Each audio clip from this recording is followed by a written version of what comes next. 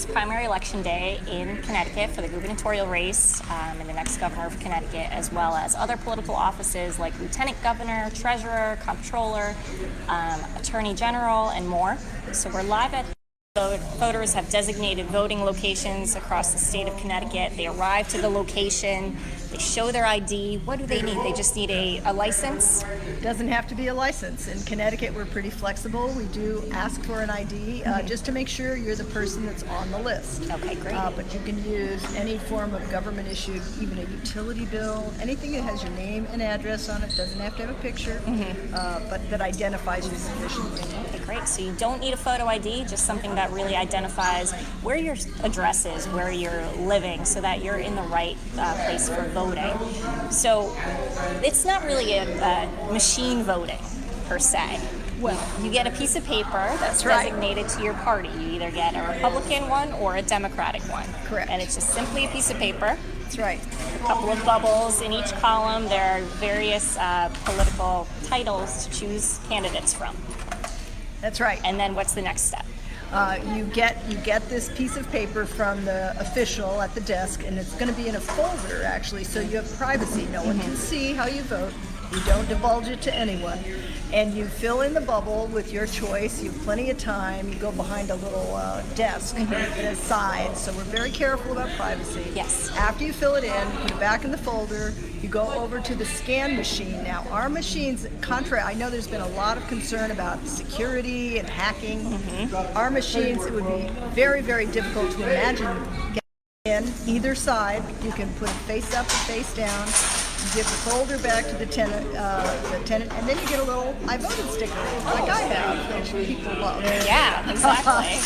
So if you're taking a photo of your I voted sticker, just submit it to us on WTMH's Facebook page or Instagram. Use hashtag CTPolitics. Right. So as far as coloring the little bubbles in.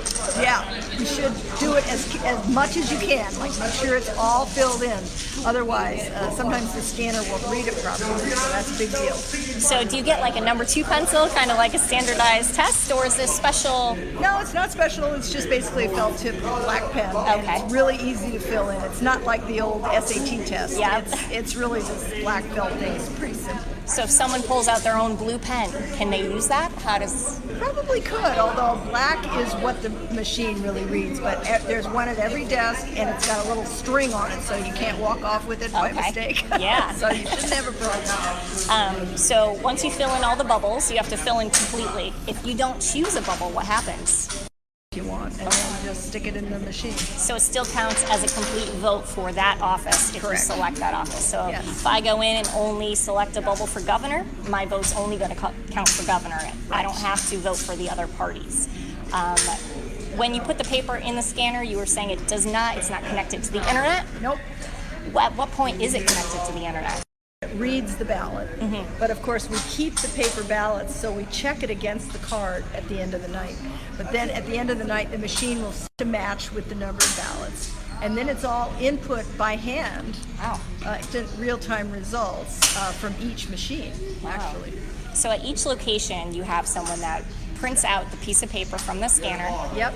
And then that person. Only one, but sometimes there's more than one. That head moderator takes that down to, in the case of a city, you might have 22 town hall or city hall, and at that point it is input into our election management system by Print it out and then manually put into the computer system. Is that computer system tied to the internet at that point? Now that system, we then check back errors. Yeah. But we have 2 weeks before we actually certify big numbers.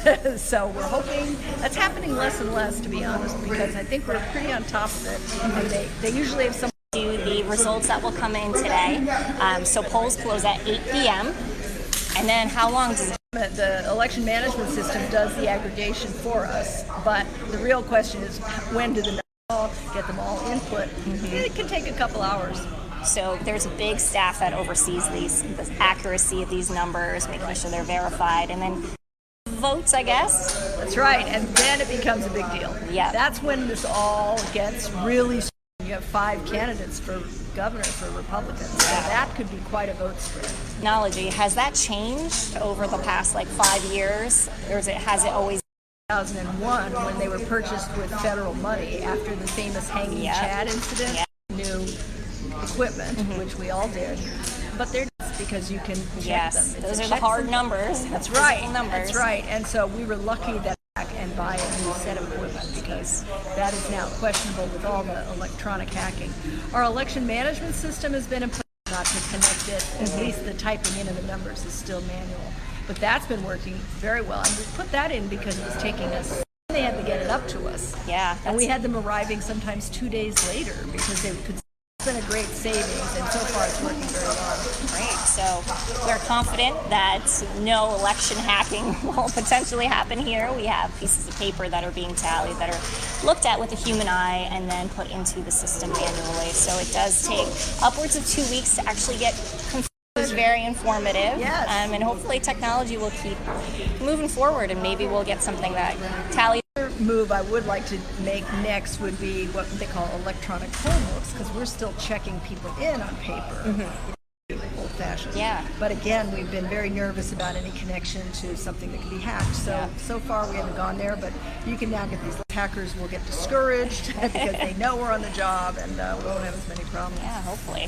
And sometimes the counties in Pennsylvania, for example, each county could buy different equipment, but there is a bottom line federal. Earlier, before the actual 2 weeks of the final numbers. How does that work? Where do people get those numbers? Well, website, but we always put at the top unofficial numbers. You know. So, like I say, it doesn't matter until it's a close race. Yes. Then it matters. Then sometimes if it's within a certain. In real time, That's right. beginning after 8 p.m. tonight. That's right. And News 8 will CTX our sister station, and then 10 and 11 News 8's interesting. All right. Well, thank you again. Sure, my pleasure.